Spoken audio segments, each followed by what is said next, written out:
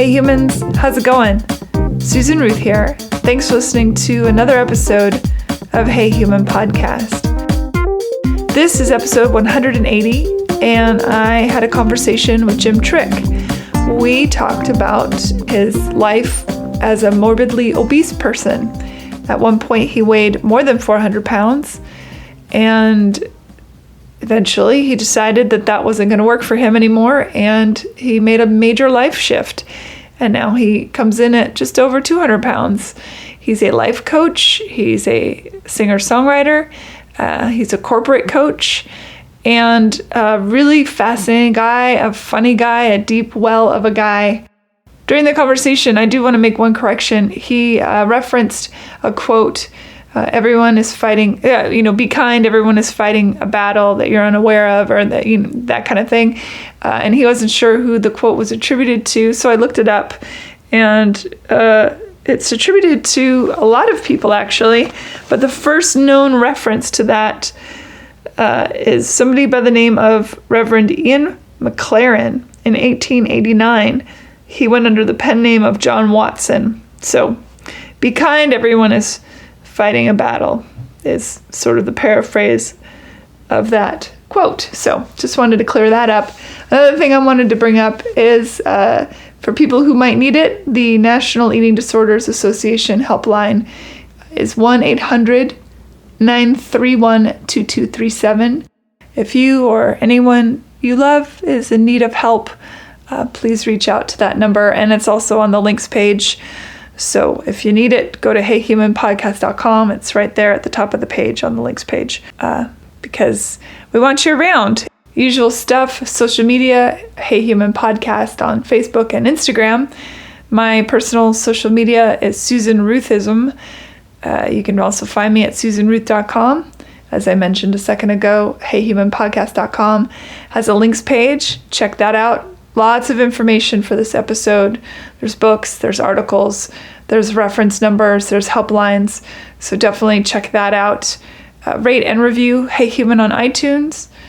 And also check out the Amazon portal that is on the front of the heyhumanpodcast.com website.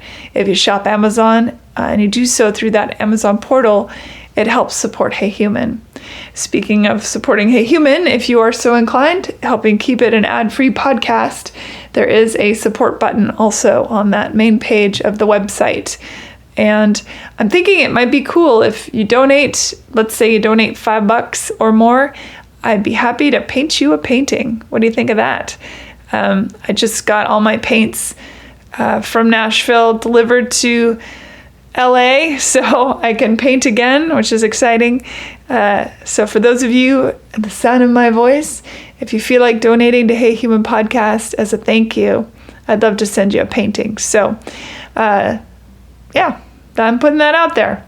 I think that's about it. I don't have anything else to report. I think that's all. Yeah, I'm checking the brain banks, and that looks good. So let's get into this. Thank you for listening, and here we go. Hey, Jim Trick. Thanks for being on Hey Human. Susan Ruth, let's be human together for a period of time. What do you say? Let's do that for at least as long as we shall live, I suppose. I'm about 40 minutes north of Boston, Massachusetts, in a town called Marblehead, which is where all of the rich New Englanders live. That's fancy. It's the fanciest. I am not one of the fancy people, but I live amongst them, and I enjoy their ocean views and their salty oxygen. I grew up about an hour away from here in a town called Haverhill that's sort of very blue collar. Mm-hmm. And the joke that we make is the only way that you can get from Marblehead to Haverhill is in the trunk of a car. It's a good joke, a serial killer joke, which I appreciate. People in Haverhill don't like that joke. The Marbleheaders think it's hysterical. Yes, I'm sure. It's funny. Did they turn their nose up knowing where you came from, that you're from the other side of the tracks? Yeah, we have enough prominent Marbleheaders that also come from Haverhill that we don't have to worry too much. Yeah, I feel like there's a TV show in this somewhere. Yeah, it'd be really interesting. Somebody who lives in Haverhill, but works in Marblehead, and they have like these double lives where on their way to Marblehead every day, they're pulling out a salmon-colored polo shirt and some khaki pants. Mm-hmm. And they're having a secret affair with somebody in Marblehead, the daughter of a high-powered somebody, and scandal. It could be called Knot Club because we have so many yacht clubs. It could be like Knot Club. Yeah, although Marblehead is a great name for a store for a show or a store. It's too. Yeah. I mean, there's a hair salon nearby called Marvel Heads, which bums me out. Nothing good about it. That's hilarious. Hair salons have the lamest names. Anyhow, keep going. I love it. So we were introduced via text through our mutual friend, who I adore, and I'm sure you adore as well, Marty Dodson. The lovely and talented multi-platinum singer, songwriter, country writer sensation. Theater also now. Theater playwright. Yeah. Yeah. An all-around beautiful human being. I love that. Such a good guy. How did you guys meet? I'm a touring member of a thing called Banding People Together, where we work with companies, helping companies give their employees a voice and enabling them to step into the best version of themselves when they're working with others. And we use music as a metaphor for that.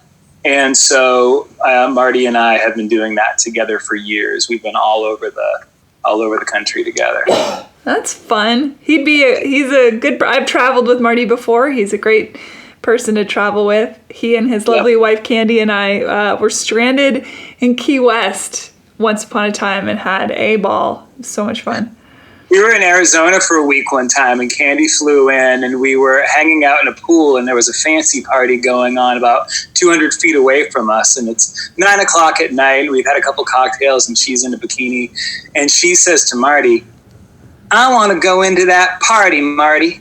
And he said, "You can't go in there." "I want to go in there and get naked." "You're not doing that, Candy. It's not happening." And then she looked at our friend Brant, who also is with Banding, and she said, "You're coming with me, won't you, Brant?" And Brant was stone silent, and he's never silent. Candy Dodson makes a man speechless. Especially in a bikini. Well, ba-boom. Ba-boom. Ba-ba-boom, Miss Candy Dodson. That's wonderful. All right. Well, you are a sliver of your former self, which is why we are in this conversation. That's a true story. I was a big bunny. I was a large man. And what, you tipped out at the most at around 430, or were you bigger? I was 430 pounds at my all-time heaviest, and I wore a size 66-inch pair of pants. And where are you now? I am 227 this morning, and I'm wearing size 36 stretch skinny jeans. Right on, man. Do you weigh yourself every day? I weigh myself most days. I spent a week in Spain last week, and I went up a bit, but that was a vacation, so it was intentional. And then I had a couple days where I had a stomach bug based on Spain. Spain, the sequel, was a stomach bug where I lived off of saltine crackers and Pedialyte for 48 hours. So I'm kind of like in this no man's land right now. But yeah, I'll be 220 in a week. After we write Marblehead, the pilot, will write Spain, the sequel movie. Exactly, and it's going to involve white rice, bananas, applesauce, and saltine crackers. Oh yeah, the brat diet, right? Banana. You are what you eat. Yeah, the brat diet. I enjoy the brat. Although diet. you probably do you do much carb? I do no processed carbs, but the carbs that I do eat are things like sweet potatoes and kinds of carbs that are super good for you. I'm a potato whore, so yeah, dig them up, dig them out, and I'll eat them. Potatoes are but they're so good. I know. I love bread and carbs, and that was a huge that was like my major food group when I was super, super large. I was eating. Well, let's go back to the very start of you, shall we? What was your childhood?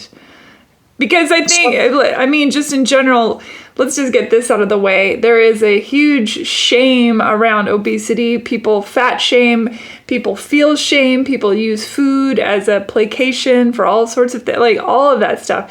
When you're a little kid, I don't know that, I see it all the time. I don't know that food, what goes into a kid's body is often regulated so much. And now food is so different than when we were kids, or I don't know how old you are, but when you were a kid, whatever. And now I think we really know what the food is. And back then we didn't. So where did your relationship with food start? So my earliest memories, and it'll go dark for a little bit, but it doesn't stay dark. My earliest memories were being hit and being fed. Those are the things that I recall most vividly. So my relationship with my dad was very polarized, but there were parts of our relationship that were very Norman Rockwell and very beautiful. But he'd been in the Navy for 22 years, and he was a very sort of powerful, imposing force that could be very happy and jovial 1 minute and then become explosively violent. And so and I was bullied really, really badly at school from a very young age. And my mom was an amazing cook, half Italian, and grew up in that culture. And so food was there to sort of like provide that warm, comforting feeling of being full. I would imagine that it's probably the closest thing I can imagine to what love feels like to a kid who's longing for it. I once had a friend who was an alcoholic, and he had gotten sober, and I asked him why he used to drink, and he said he used to drink because when he would take a drink of hard liquor, that burning sensation was the closest thing he had ever felt to love. So here I am. I've got this sort of like vicious circle going where I'm eating for comfort. The eating is making me obese, and the obesity is causing the bullying. And so it was really this unhealthy cycle, and then not having a safe place to go to deal with what was going on at school. Or at home, it sounds like. Yeah, or at home. Did you already from like 4 or 5 start having weight problems, or? Yeah, I can remember being in the 3rd grade, and we were reading a book called, or a story called The Fattest Sultan. And I remember a kid during recess, not even like in a bullying, mean-spirited way, just looking at me and going, "You're the fattest sultan." And that was the first time that I can remember noticing that my body was different. Were you active? I was, yeah. I would say that I was active at that point in my life. Would run around and play kickball, and I've been sort of like compulsively musical from the time I was little. So I was always more interested in singing or trying to play an instrument than I was with playing a sport. But I was as active as any other kids. And there are a couple of key moments in my early childhood that sort of solidify for me, looking back now, that I would eventually become the morbidly obese man that I became. One of them happened during summer vacation. There were kids who would come to the playground near my house, older kids, and they would do like a summer program for the kids in the neighborhood where they play games with them and do arts and crafts. And after they left one day, we were hanging out, and some other older kids that were there started making fun of me and picking on me. And I went home crying to my dad, and my dad sort of dragged me up there by the scruff of my neck. And embarrassed me in front of those kids and threatened those kids. And it just was like completely clear that wasn't going to be good for me anymore. And so that summer I actually stopped going up to that playground and basically hung around my house and my yard.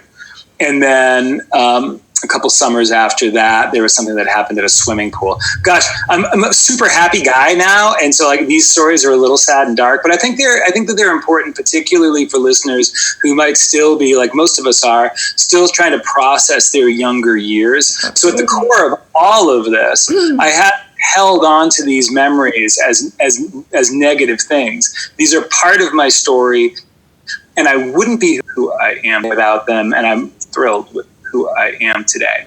But that being said, there's a moment a couple years later in a swimming pool at a resort that we were at, and I went to jump into the pool, and as I was going, these two little girls that were playing where I was going in looked at me and said, "You can't come in here. You're too fat."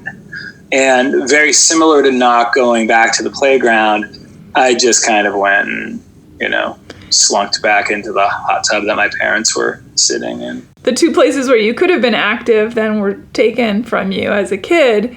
Is your father, as a disciplinarian and as a military guy, where health and wellness is drilled into them, pardon the pun, did he take you aside and say, "Hey kid, you gotta shape up"? Or he himself had become obese and had diabetes that he wasn't addressing and high blood pressure that he wasn't addressing. So we had become a culture of eating the wrong food and way too much of it.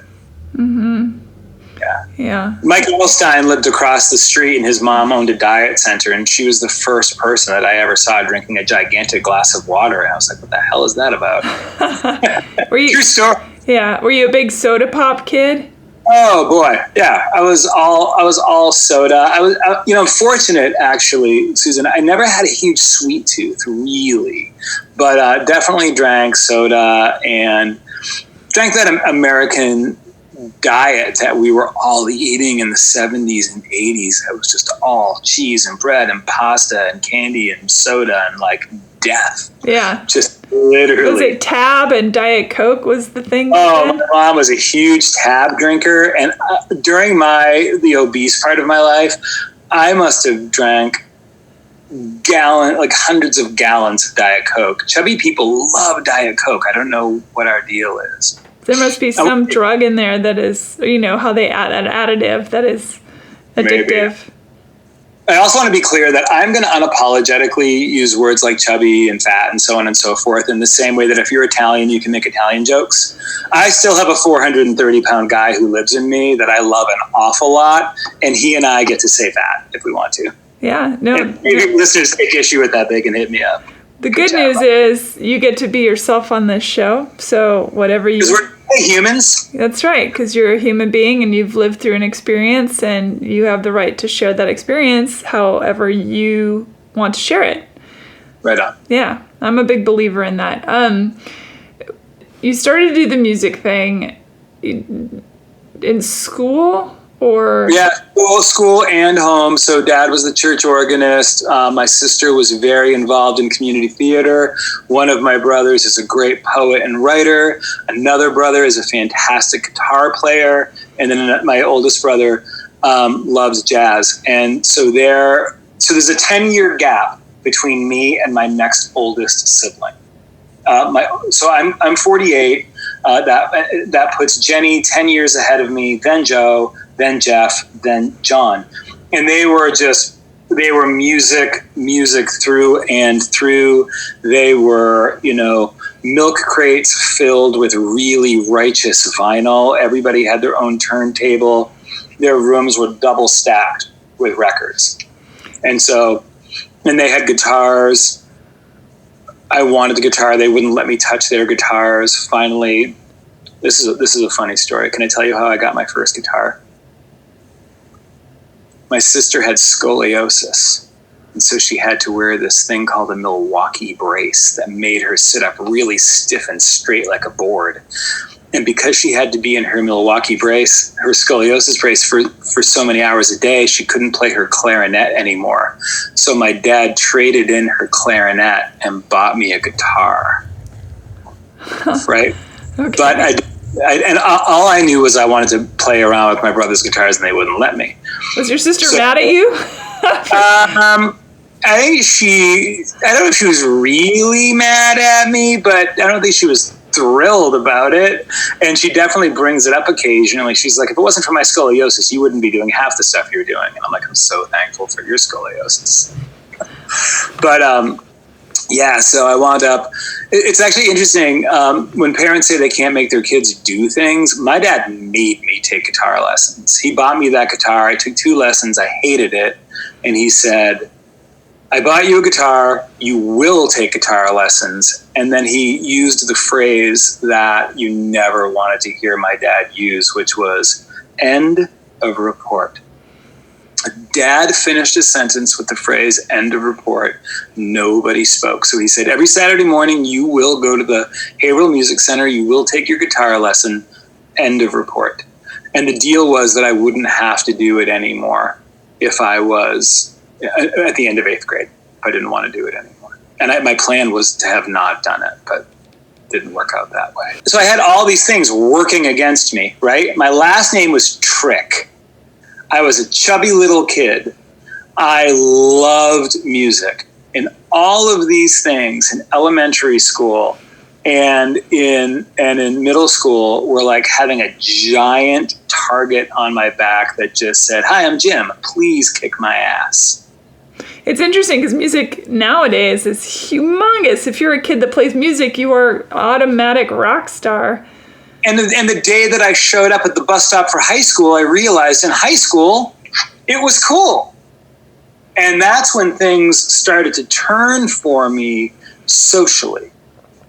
By that point, the eating addiction was so deeply seated that I now had some friends and I now sort of had a place. I had found my people.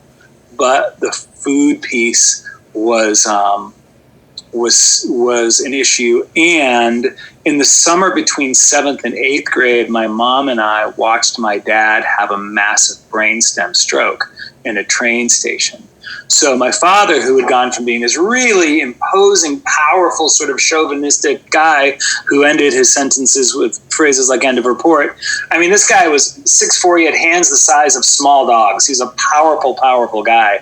And in a matter of one day, he became a very, very solidly crippled stroke victim and lived that way for the next 24 years, for the last 24 years of his life. Mm-hmm. So it was like things in one respect went bad to worse, and I certainly wouldn't have wished the stroke on my father, but it did remove the tyranny and it removed the violence, which some of that damage, some of the lasting damage had already been done. But the fact that that part of it was over was very welcomed. Were you the brunt of his violence, or did the other siblings? And also, did the other siblings have issues with food as well? My siblings would say that I got a much kinder, gentler version of my father. And from stories that I've heard, I believe that that's probably true. Although I wasn't there to witness what they went through, and because they were so much older than me, I don't think that they understood the weight or depth of what I went through. Dig it? Mm-hmm. Yeah. So it's kind of like, I think for both sets of complaints, I'd have to say, I think for both of us, we'd all have to say you'd have to be there. But food has been an issue for everyone in my family. And people have had different levels of success in overcoming.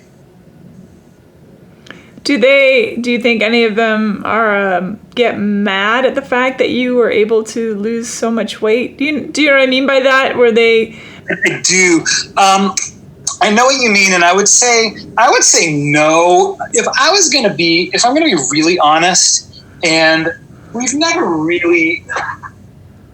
My siblings, I love my siblings, and my siblings love me, and it's sort of like having an extra set of parents. You know, it's really like having 4 extra parents, and I think that what they would say is that.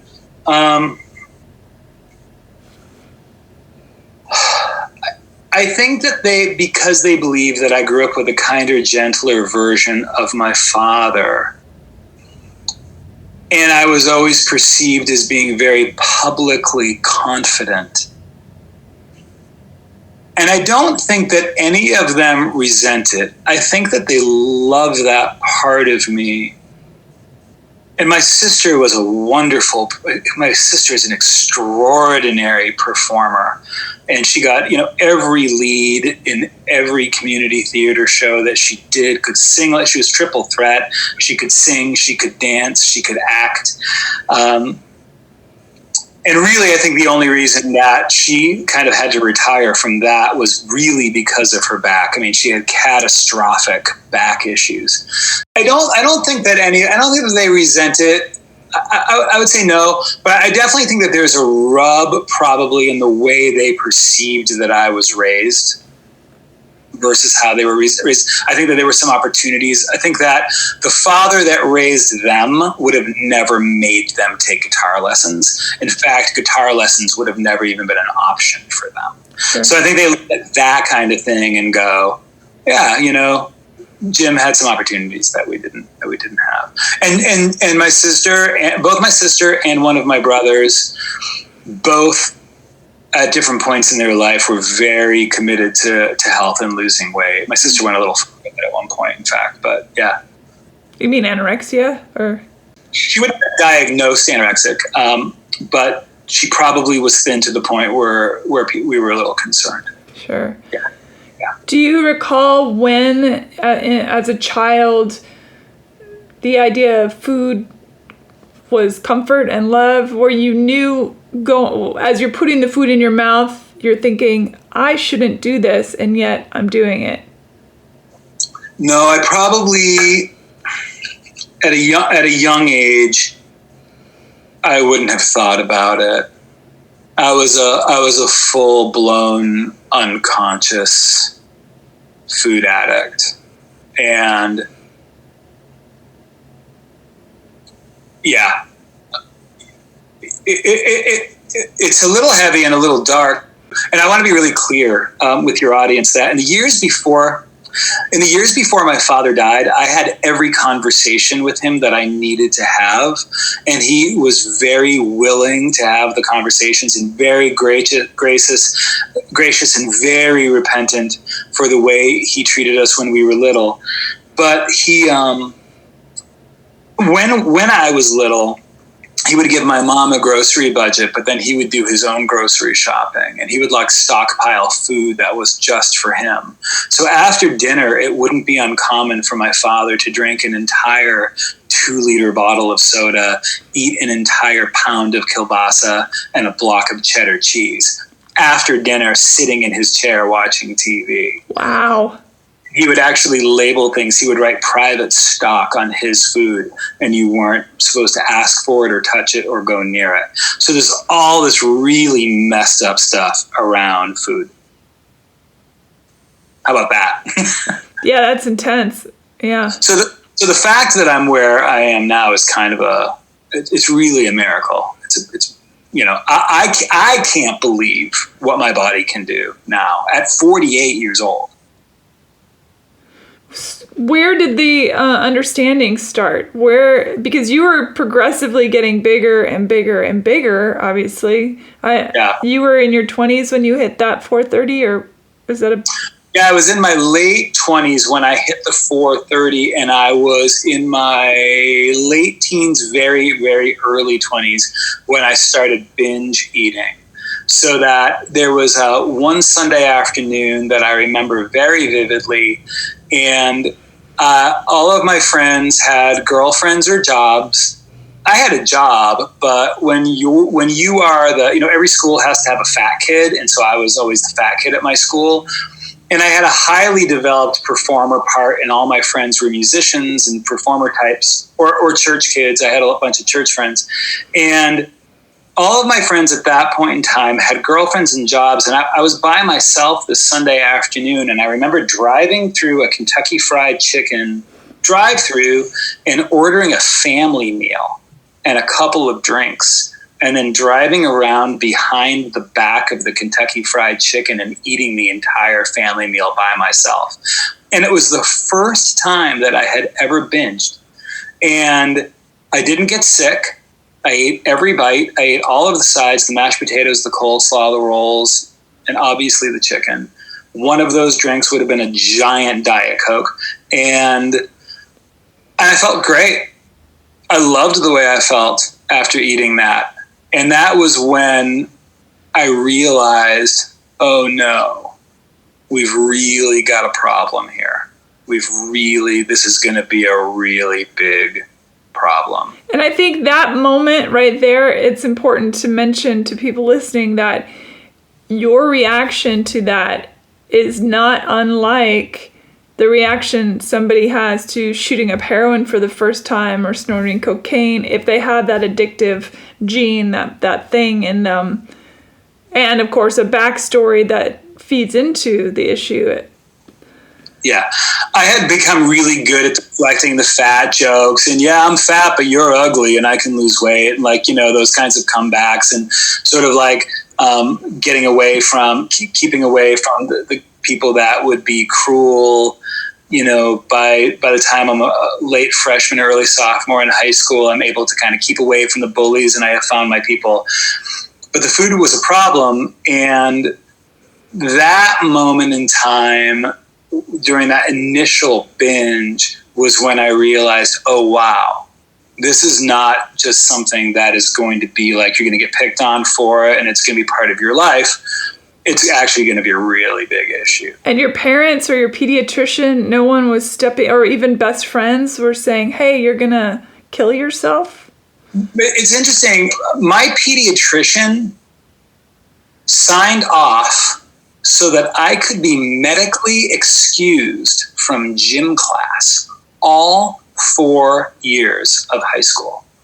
And it was because I had allergies. And I don't know, I can only assume that he must have had a sense of what my life was like and probably said, I just have to give this kid some comfort. And so all 4 years of high school,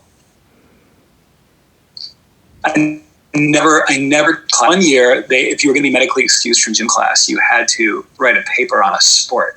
And my father, who was a stroke victim, said, I'm going to write that paper for you. And he wrote me a term paper on basketball, the history of basketball. And I was like, wow, this is great. I not only don't have to take gym, but I don't have to write this paper. And my father wound up getting a C+ on the paper. Oh, man.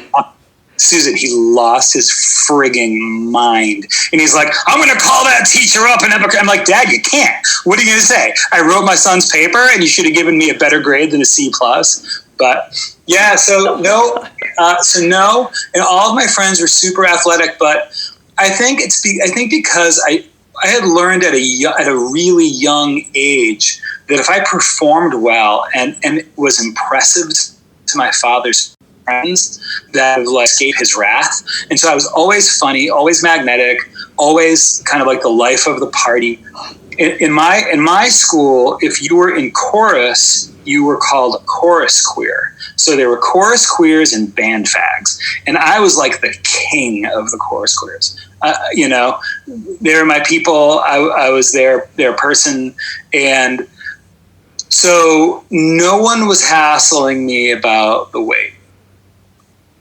Interesting. Not until later. And that's a really important part of my story. I think it's interesting too, where people who are anorexic and wasting away in high school versus the obese kids who are gaining weight in high school and how they are treated so much differently. In our culture, the thin-spiration of it's something to almost admire in a sick Yeah, I have friends that have lived with and survived anorexia, and I'm not an expert on anorexia, so I won't pretend to offer counsel. But I will say that I think most people. We did a poll a couple years ago. We polled 400 people who said that they wanted to. We asked the question, do you want to make meaningful change in your life? And 87% of the people that we polled said that they do want to make meaningful change in their life. But for people who are battling size and weight issues, we happen to wear our struggle on the outside of our body for all the world to see. And it's so easy to judge that and to shine a light on that, because then the people who have inner work that they're struggling with, they don't necessarily have to address that as long as they can shame somebody else. Sure. I remember in high school when I was in my issues with food, and my friends all were as well. And for the girls, at least, it was almost competition to who could be thinnest, who could not eat at lunch, who could, it gets pretty bad. And yeah, I know. And it's interesting too, because it's historically, up until recent history, has been one of those things where it's okay to make fun of the fat person. Right. It's okay to make fun of the twiggy person, And I think that we're moving beyond that. I would fall into the category of a person that says, I think we've all become I think we've gone a little too sensitive for our own good. Oh, I 100% agree with that statement. Absolutely. Which is why, hey, like I can honestly say I hated the morbidly obese part of myself. And now I can say I totally love that guy when I look at pictures of what I looked like. Or I still have a pair of size 64 pants that when I give talks, I'll hold up occasionally. And I love that guy now. And I think that self-love is really critical to transformation, but we'll get to that. I agree with that statement as well.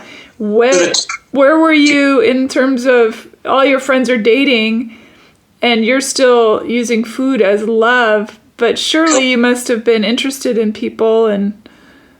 Yeah, it's interesting. Because I had the personality that I had, I would occasionally have a girl to make out with or hook up with. Did shockingly well in that department for a morbidly obese church kid who, just thinking about a girl was a horrible sin. But, I was across the board. I was generally always relegated to the friend guy category. And it was very lonely that way and very, very challenging. When you were in your church circles and attending church, and sounds like you were in a religious family, am I right about that? Yeah. Yep. We were a church family. Yep. How were you and God in conversation regarding your obesity? I had a moment when I was a little tiny boy, and I loved Jesus, and I didn't know a whole lot more about what I thought, except for the fact that I loved my church friend. I loved my pastors.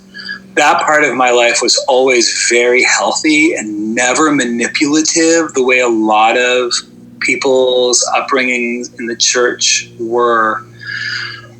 But I remember I was really stressed out about something, and I picked up my Bible and I thumbed, and I just was we call it Bible roulette, where you just kind of skim through the pages and you open it and you stick your finger on a verse and you read that verse. And the time that I did that had the most juice for me, and I put my finger down, and the passage that I landed on was Psalm 29, verse 11. And it simply says, "The Lord gives strength to his people and he blesses his people with peace. And I carried strength and peace throughout to this day. Even though my understanding of God has evolved and changed, and my views around faith are a lot different now than they were then, the idea of finding comfort and love and acceptance exactly the way that I was core. And I definitely cried out to God about the weight stuff. And God had a very interesting road that he was paving for me. So, yeah. So I don't think that I think that my relationship with God around the weight stuff was more feeling like I knew that I was loved exactly the way I was, rather than feeling ashamed like I needed to change in order to get his love. And I think that mindset is true across the board for me now. And I know there are a lot of listeners that are probably feeling like if they're lonely or if they're lacking love and they are wrestling with this notion that they have to change and become something different in order to get that love, I would dispel that myth and say, you are not broken and you are worthy of love right now in your current state, whatever is going on, whatever compulsive behavior you have, whatever thoughts you have about yourself or your circumstances, you are worthy of love and respect and care and nurture, and partnership and companionship.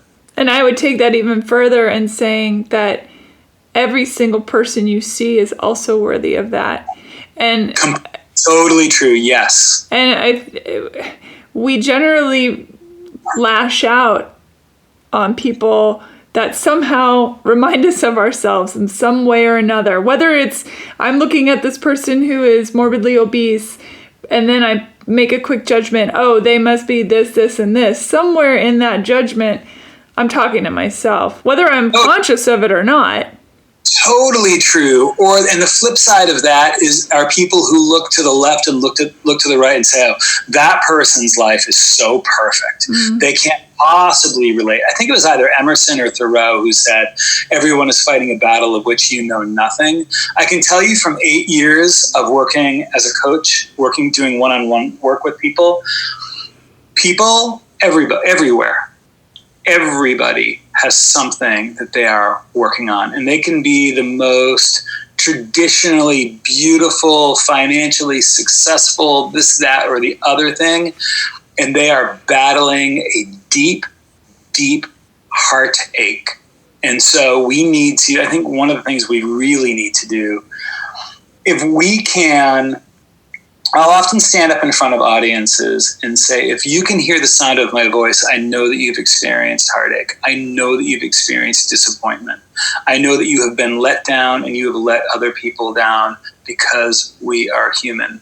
And if we can begin to really see people through the lens of the human experience, that is universally true for everyone you're ever going to meet, no one gets out of life with heartache, then we can stop viewing people through the lens of what we think their life is like and actually see them for who they are, which is a perfectly imperfect human who is hungry for love. And then we can decide to apply that love. Absolutely. I was waiting to pick up a drink for myself and my friend at a bar one night. It was a pretty nice restaurant and it was crazy packed, and we were sitting outside, so I was like, I'll just go to the bar and order the drinks. So I went up to the bar and the bartender was swamped, so it was taking him quite a while. And meanwhile, I was standing next to 3 or 4 women, various ages, and they were all gossiping about a friend of theirs. They were saying how she gets blackout drunk and sleeps with men and then wakes up God knows where, and this, that, and the other thing. And, you know, she's had all these pregnancy scares and STD scares and all this, and they were really throwing out the judgments. And I didn't know these people at all, but I was listening to their they were angry at her, understandably, because she had let them down as well and not shown up for things and betrayed them in some way or another. And I turned to the one girl that was closest to me and I said, I know I don't know you, but I guarantee you that the girl you're talking about was likely sexually assaulted as a child. Oh, interesting. And the girl looked at me, she said, what? And I repeated it again. And she's like, oh my God, I've never thought about that. I said, her behavior is absolutely indicative of somebody who's been through, if not that trauma, some sort of trauma. And so I beg you to maybe sit down with her with empathy and say, I worry about this, or if you need a safe place to talk, or at least give her literature or get her to a psychiatrist or whatever it is. But it's really easy to be mad at people for their behavior, but try and get under it and see where it might be coming from. Have you heard the band Dawes? Do you know who Dawes is? D-A-W-S. They're a wonderful, wonderful band. The lead singer is incapable of writing a bad song. But there's a line in one of their songs that says, the song is called Crack the Case. And the line is, it's really hard to hate anyone when you know what they've been through. And when they've given you a taste. It's completely true. Yeah. Yeah. God, it's hard to be a human being. Yeah, it's hard to be a human being. It's like, what Helen Keller famously said, the world is full of suffering, but it's also full of overcoming it. So it's really hard to be a human, and it's a really glorious, wonderful thing to be a human simultaneously. And we, people like, you and I, or like Marty, who's been such a dear friend to me, it's wonderful when we reach a point where we can see the beauty in both of those parts of ourselves and operate from both places. Yeah, you speak a lot about loving the obese guy that you were, the kid and the young adult. And that is true. If you can somehow reach that person in yourself. Like for me, my childhood was rot in many places. And when I can reach out to her, that girl, and say, I got you and I love you and you're safe. And it sounds corny and hokey and people can call me a snowflake or whatever the fuck they want, but I know how powerful that is. Well, I'll tell you, I had that experience I told you about that experience at the swimming pool at the resort when I was little. And about 5 years ago, I was driving home from a gig in Western Mass. And I took the exit to that same resort. And I wanted to walk into that space and see what it looked like today and see if I could connect with that 8-year-old version of myself. And it was fascinating. This resort, literally apart from them vacuuming, maybe changing the carpets, it looked exactly the same. And I walked over to that pool area, which looked exactly the same. And I so meaningfully connected with that little boy who was told, you can't come in here, you're too fat. And I had banished that little boy. And I'm not a snowflake. I'm just not. But I do believe that we all have work that we can do, and I'm courageous enough to do my work. And part of my work has been reconnecting with that little boy. And just like you said, saying to that little boy, I got you. I have got you. I love you. Yeah, we've been through some stuff, and the core self version of me hasn't always had your back, but from this point going forward, I'm always going to have you. You're always going to come first. It's powerful. And I didn't mean, for me, I don't care what anybody calls me. I get to own my own story, so people can call me whatever they want. It makes no difference. How many calories were you ingesting at your biggest? So a typical day of eating for me would go something like this. I would wake up and I would go down to our bagel bakery. I would get an egg bagel with extra butter and an everything bagel with extra cream cheese and a large coffee. I would eat that. And then about a half hour later, I would have an Egg McMuffin, 2 home fries, and another coffee. At the time, I was working a straight job, so I would go to my office and somebody would invariably say, hey, I'm going to Dunkin' Donuts. Anybody want anything? and I would order a sausage, egg, and cheese bagel and another coffee. Lunchtime would come around 12:30, and I would normally get the kind of thing that a person would have as a full dinner, and that could be like a Chinese food lunch, or it could have been like chicken, broccoli, and ziti with garlic bread. On the way home from work, I would stop and get a double Whopper, but I would never get lettuce and tomatoes and those kinds of things on it because they could spill on your shirt. So I'd eat a double Whopper, and then I would go, and with friends would always be a grilled chicken salad, like a grilled chicken Caesar or grilled chicken on a garden salad, because you never wanted to eat like a morbidly obese guy in front of your friends. And then after dinner, on the way home, I would usually pick up either a large sub or a large pizza, and I would eat it by myself. At my absolute worst, late 20s, I remember a night where that had been my pattern for the day. And when I got home with my large pizza after dinner, my electricity had been turned off.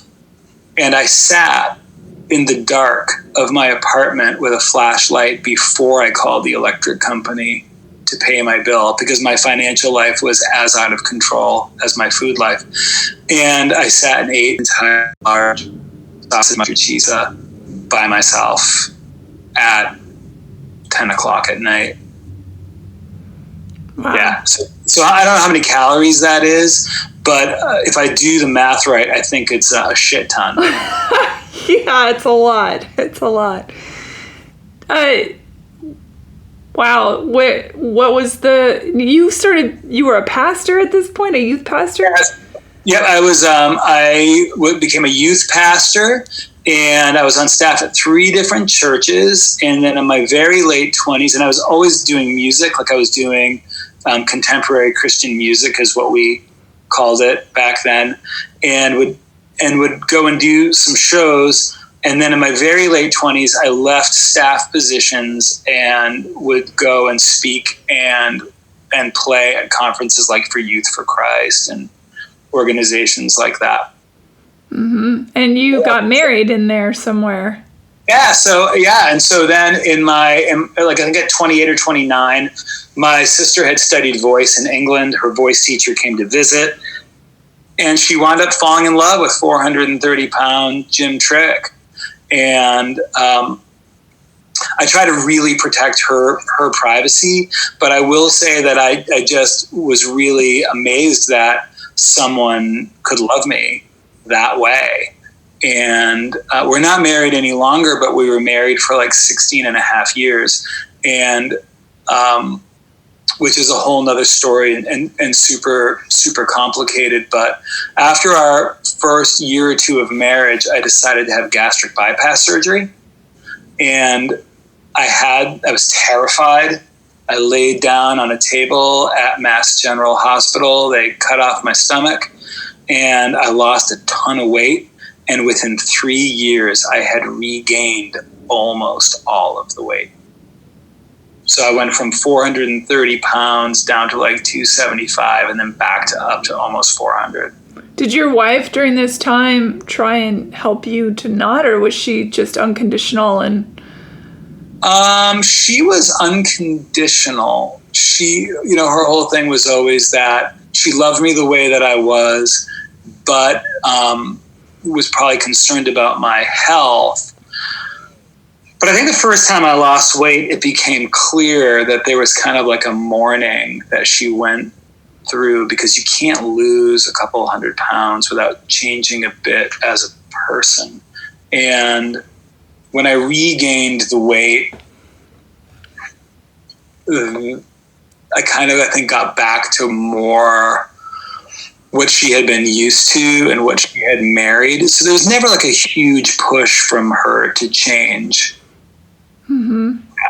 Yeah. When you lost all that weight, obviously you had not dealt with some of your underlying issue, and that you just basically fell back into habit. Is that? Yeah, I hadn't dealt with any of the inner world stuff. I hadn't dealt with a drop of it which is why it didn't work and why it didn't last. And the people at the hospital were like, this isn't a magic bullet. You need to know that this isn't a magic bullet. It's a tool that you need to respect. And I was like, yeah, I get it. It's not, it's, and guess what? It really wasn't. It really wasn't a magic bullet. Had anyone mentioned therapy to you, or had you thought about it? I was always open to therapy, and I had gone to therapy a handful of times for different things. I had definitely done some intense therapy around my relationship with my father. And it wasn't until about 8 years ago that I really was able to, through a perfect storm of divine intervention, and that I cracked the code that would ultimately lead to my own change and set the course for my entire professional life for the past 8 years. As you were beginning to lose the weight again, and I'd like to hear how you chose to do that and what was your aha moment. So there's a couple questions in there, but as you're losing the weight, but still clearly overweight, I'm sure you still had to deal with things like flying on a plane or just being in public, going to the grocery store, or if you want to go to a restaurant, and all the judgment. Yeah, it was really embarrassing to have regained the weight, but even before regaining the weight, which was horrible, there was, the first time that I flew, my ex-wife is British, and the first time that I flew to England to meet her extended family, I had to buy 2 airplane seats. I couldn't pee standing up. I'm a dude, I couldn't fit inside a booth in a restaurant, ironically. It's like we would do recognizance missions to make sure the restaurant was fat people friendly. Places with solid chairs, that's where you went. So yeah, it was a very, very limited life. When we talk about, body image and those kinds of things, for me, I think that one of the big impetuses for really wanting to have a fit body was that I wanted my body to be able to use all of the features that it comes with. And I've seen some really extraordinary Instagram posts from people who are very heavy and they're doing advanced yoga, and I find that fascinating. But for my body, in my experience with my body, what I was able to do with the body that I was given was so limited. And I knew that there were more things that I wanted to be able to experience as a human and as this human. So I can talk about the change if you want to go there. Yeah. So about 8 years ago, I had really given up. Was back up to around almost 400 pounds, and I had really given up, and I had just said to myself, hey dude, this is who you're going to be. Just learn to accept yourself. This is who you're going to be. You've tried everything, and you've gone so far as to have your stomach cut off. This is how God made you. This is who you're going to be. And then one morning, and I can't explain why, but one morning, I decided that I would try again, that I'd give it another shot. And there are people listening right now who can totally relate to that feeling of, I have failed at this thing over and over and over again. And you just get so gun shy to try again. But I said, I'm going to get up, I'm going to put on my sneakers, and I'm just going to go for a walk. And as I was walking around my little town, I was praying a prayer. And a lot of times when I pray, I just ask questions and wait for answers. And my question was, why do we know what to do, but we don't do it? I'm like, God, I know what to do, but I just don't do it. And you hear people say this in so many different parts of their lives. It could be their career, their job, their relationship, that thing that they've always wanted to try or change about themselves. I know what to do, but I don't do it. And I felt like the answer I got, and I want to be clear, it's not like the sky parted and there was an audible voice, but I felt like the answer that I got was, Jim Trick, you are a slave to your feelings. You make all of your decisions based on your feelings, and it doesn't have to be that way. And at that point, I didn't even have a counterbalance. I didn't even have anything to push against to counterbalance that. I just knew in that moment that felt really true to me, that I was a slave to my feelings and that I didn't have to make all of my decisions based on how I was feeling. And I watched a documentary a couple days later called Fat, Sick, and Nearly Dead. It's about an Australian guy who comes to America and goes on a juice cleanse and documents it. I didn't do a juice cleanse, but I looked at the title of that film, Fat, Sick, and Nearly Dead, and I was like, well, that sounds like me. I'm going to watch that documentary. Susan, 3 weeks later, I was doing a show up in New Hampshire, and I got off stage, and an audience member that I kind of knew walked up and said, hey, can I talk to you for a minute? Her name is Gina Blaze. And normally, you know, like when you get off stage and people want to talk to you, normally they want to either just tell you how much they like the show, or they want to ask you some question about their own life and get some counsel. And I said, sure, Gina, let me just put my guitar down and I'll meet you over by the CD table. And she said, no, Jim, you know, it's actually taken me a lot of courage to come up to you and talk to you. So I'm going to ask you to just drop what you're doing and give me your ear for a few minutes. I was like, oh, okay. And these were the next words out of her mouth. Last week, I saw a documentary called Fat, Sick, and Nearly Dead, and I haven't been able to stop thinking about you, Jim. And this has to change. And I was like, what has to change? And she's like, your weight has to change because it's keeping you from being who you are.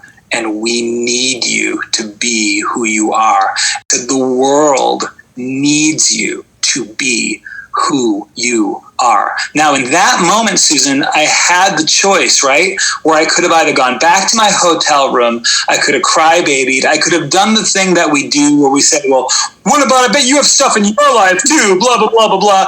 And I could have done that bullshit crybaby stance that, oh, you're being mean to me, or you're judging me, or you're this, that, the other thing. Except that Gina didn't have a dog in the fight, except for loving me and wanting more for me. And what she didn't know was that one of the thoughts that I had been having was that I wanted to become a life coach. I just, at different points in my life, I've said to myself, what do I really want my days to look like? Life coach, became a coach trainer. And I was thinking this would be something that I'd really love to do, but it's probably unlikely that anybody's going to hire a 400-pound life coach. I don't think I would hire a 400-pound respectfully, if you are listening to this and you're a 400-pound life coach, I get it, and I'm on your side. It wouldn't have worked for me. And so she said, you're going to need to partner with somebody on this. And I said, you mean like a life coach? And she said, no, Jim, you are a life coach. That's the whole point. You are a life coach. And she repeated it like 7 times. You are a life coach. You need to get a trainer or a nutritionist or something. But the reason you need to do this is because you are a life coach. And she said, now I'm going to pray for you. And I was like, right now, Gina? And she's like, right now. And Susan, you can imagine at this point, you're not going to argue with Gina Blaze. Like, she's going to burn your shit to the ground. So she prayed for me, and when we came up from the prayer, I said, Gina Blaze, here's my commitment. Before you and God, I am going to, within 9 months, because 9 months is how long it takes to form a new life. Within 9 months, I will have lost 100 pounds, and I will have gotten certified in a life coaching curriculum. And 9 months later, I had lost 115 pounds, and I was finishing coach training. Wow. That was about 8 years ago. That's incredible. It's been no looking back. She and her husband, Danny, are 2 magical unicorns that I owe my life to. It's wonderful. People. So, yeah. So, how long after, I'm curious, the prayer walk that you took, did Gina Blaze approach you? How many? 3 weeks. I mean, during that 3 weeks, there was a whole series of circumstances and changes and ebbs and flows, and me sitting and like diagramming what I'm thinking about feelings versus choices, goals, motivation, those kinds of things that I didn't even have fully formed at that point, which I do now. But at that point, it was all just kind of coming together. And I knew that just because I felt a particular way didn't mean that I needed to behave that way. I'd like to talk about fear for a second, because I think a lot of what keeps people from moving forward in every aspect is fear. Whether it's fear of the unknown, fear of failure, fear, it's everywhere. And it's sometimes such a deeply powerful root that it's hard to get past that. And I know that you likely, I shouldn't assume, but I'm going to just say you had fear going in. How did you overcome it? Well, I'll begin with the idea that I think that we as a culture have really demonized fear, and I don't think that fear is our enemy. I don't know if you're an Elizabeth Gilbert fan. Yeah. She has a lot of great things to say about fear and how it serves us, and how none of us are alive today if it isn't for our fear. And so it's about having a healthy relationship with our fear. Absolutely. And I didn't mean to vilify it in that way. I meant to say. You did. Yeah, okay, yeah. Good. I wanted to be clear there. Yeah. No, I don't think you did. I do think that for most of us, I think we forget the fact that from the time we were running from dinosaurs, we are neurologically programmed to fear uncertainty. And anytime you're setting out to make meaningful change in your life, fear is going to go batshit crazy and say, "Oh, what are we doing? Everything's fine. Have a donut. You're going to be okay." Maybe saber-toothed tigers, not dinosaurs. Just got to get that out there too. That's fine. Maybe saber-toothed tigers. Does Elizabeth Gilbert say saber-toothed tigers? I think she does say saber-toothed, because dinosaurs and humans didn't exist at the same time. So they didn't? No. Oh, I don't know. That's okay. Actually, if you watch the Flintstones, you find that that's categorically untrue, because clearly they were battling. They wouldn't have even had a Brontosaurus burger if they hadn't lived at the same time. Such a good point. Get your stuff straight here. If you're going to go archaeological on me, you need to have evidence. I've got the Flintstones on my side, sucker. Hanna-Barbera for the win, right? So I think that, I would put fear in the feelings category. And so what I believe and what I teach, in my experience, I have come across very few people who have a really well-developed, intentionally curated set of personal core values. And when I say core values, I'm not saying like just going, "Oh, I value love and truth and honesty." I mean like walking through a process where you really determine what your non-negotiables are. And in doing that, you find fuel that balances out fear, sadness, pain, and you begin decisions that honor whatever feelings you're having, because feelings aren't the enemy. I don't believe that there are good feelings or bad feelings. I think that as it relates to the kind of lives we want to build, some feelings are supportive and other feelings are unsupportive. But if you think about your feelings as being like the weather, where they change all the time, and our values as like being a shelter from the weather that we can go to and we can say, I value health. It's one of my top 5. I value health. And if I wake up exhausted, if I wake up with negative self-talk that says you're not going to work out today, I go, okay, I have good reason for feeling exhausted, and I'm going to work out because that's my commitment. I define success as making and keeping commitments, and I define fulfillment as living in line with my values. And walking this way for the last 8 years has been the biggest functional shift that I could have created for my own process. And so far, I think it works for everything. My values are compassionate connection, impact, faith, health, and creativity. In every single decision that I make is made to honor those. And when I am not honoring them, my life is not moving in the direction that I want it to move in. But when I make and keep powerful commitments that honor my values, that are aligned with my values and honor my feelings, there's nothing that an individual can't do. And I'm just going to preach for one more second, if that's okay. And I want to be really clear. There are two kinds of change. There are some changes that we want to make, and then there are some changes that we are forced to take. I wanted to lose 200 pounds. I did not want to watch my father have a massive brainstem stroke in a train station in Boston, right? So whether or not, and there are people who are listening to this who have like suffered catastrophic loss out of the blue. On a Tuesday afternoon, they got a call that someone they love was diagnosed with something horrible. And I'm not minimizing my experience or the experience of the listeners, but I will say that the path through unintentional or desired change is the same. And in coaching, that's so much of the one-on-one work that I do with people, is really try to do some personal archaeology, find out what matters most to them, and what they can, and discover what they can actually use to counterbalance feelings and negative self-talk that has kept them bound, in some cases like me, for 40 plus years.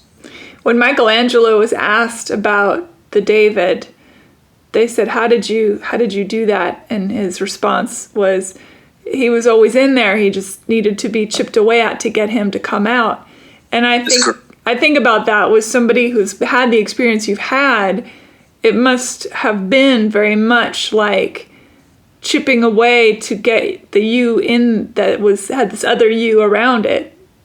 And it still is. It still is. I just spent a week in southern Spain with my girlfriend, and like literally I became aware of just more marble that needs a chisel taken to it. And it's done compassionately, and it's done with self-love, and it's done with intention.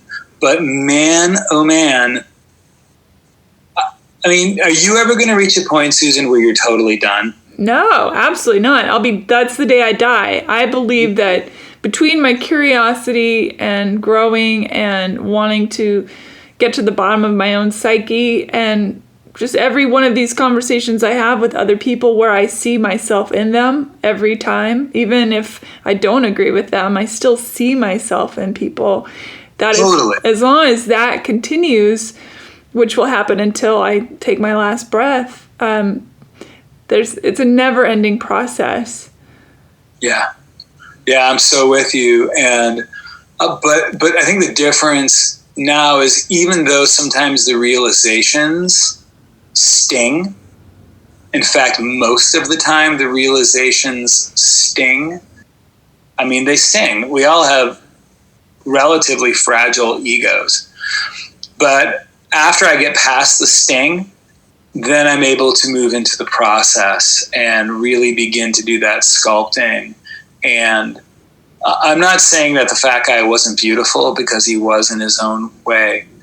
But as those wounds heal, and as the truer version of self forms and emerges and moves out, it's worth it. It's worth the chipping. It's worth the sting.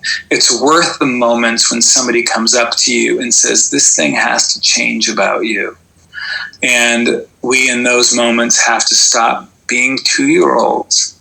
We have to be self-aware and honest and willing to bravely look inside in order to really expose who we are in our greatness and in our beauty.